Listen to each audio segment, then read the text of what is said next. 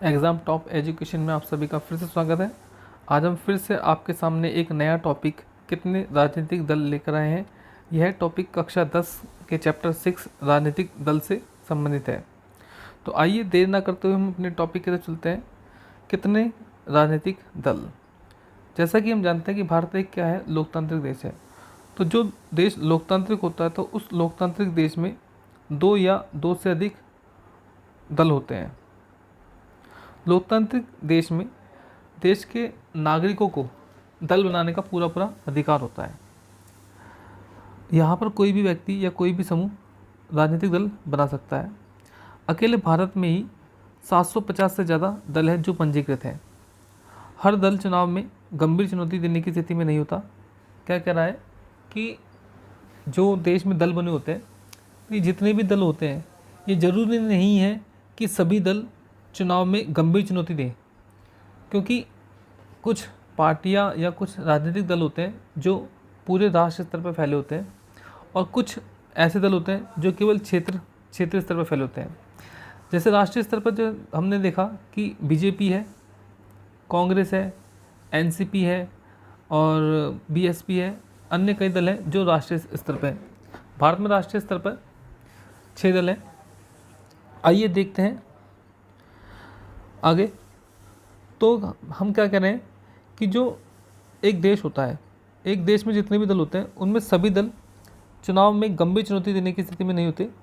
चुनाव जीतने और सरकार बनाने की होड़ में आमतौर पर कुछ एक पार्टियां ही सक्रिय होती है और वो पार्टियां वही होती है जो राष्ट्रीय स्तर पर फैली होती है। लोकतंत्र की बेहतरी के लिए कितने दलों का होना जरूरी है। कई देशों में सिर्फ एक ही दल सरकार बनाने और चलाने की अनुमति होती है। कई देशों में एक ही दल को सरकार बनाने के लिए और सरकार चलाने के लिए ही अनुमति होती है। ऐसी व्यवस्था जहाँ पर केवल एक दल ही मौजूद होता है उसे एक दलीय शासन व्यवस्था कहते हैं। जैसे कि चाइना में है। चाइना में हम देखते हैं कि वहाँ केवल एक ही पार्टी है, कम्युनिस्ट पार्टी, जिसको शासन करने की अनुमति है। चाइना में लोगों को राजनीतिक दल बनाने का तो अधिकार है, लेकिन उन राजनीतिक दलों को चुनाव में भाग लेने का अधिकार नहीं है। इसलिए लोगों को नया राजनीतिक दल बनाने से कोई लाभ नहीं दिखता और इसलिए कोई राजनीतिक दल वहाँ पर नहीं बनाता।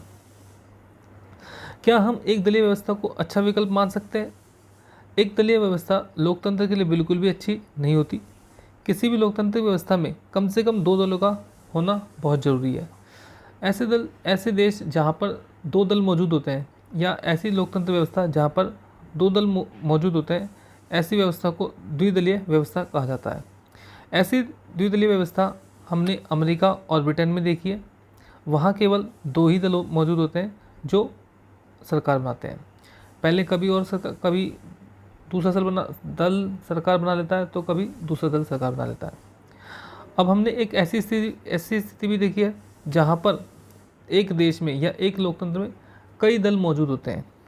तो ये कई दल आपस में होड़ में लगे रहते हैं सरकार बनाने के लिए, और कई बार ऐसा होता है कि ये गठबंधन कर लेते हैं सत्ता पाने के लिए।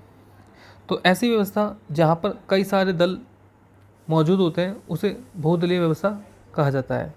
भारत भी एक ऐसा ही लोकतांत्रिक देश है जहाँ पर कई सारे दल मौजूद हैं, इसलिए भारत में गठबंधन सरकार भी देखने को मिली है। जब विभिन्न पार्टियां चुनाव लड़ने और सत्ता में आने के लिए आपस में साथ साथ हाथ मिला लेती है तो इसे गठबंधन या मोर्चा कहा जाता है। भारत में 2004 के संसदीय चुनाव में भारत में 3 प्रमुख गठबंधन देखने को मिले। एक राष्ट्रीय जनतांत्रिक गठबंधन जिसे एनडीए के नाम से जाना जाता है, और एक संयुक्त प्रगतिशील गठबंधन जिसे यूपीए के नाम से जाना जाता है, और वहीं वाम मोर्चा तीसरा है। अक्सर बहुदलीय व्यवस्था बहुत घालमेल वाली लगती है, घालमेल मतलब बहुत जटिल लगती है और देश को राजनीतिक अस्थिरता की तरफ ले जाती है। पर इसके साथ ही इस प्रणाली में विभिन्न हितों और विचारों को राजनीतिक प्रतिनिधित्व मिल जाता है। यानी कि यहाँ पर कई सारे जो है नेता होते हैं, कई सारी पार्टी होती है जिनके विचार क्या होते हैं, अलग अलग होते हैं, जिससे अलग अलग विचार राजनीति में आ पाते हैं।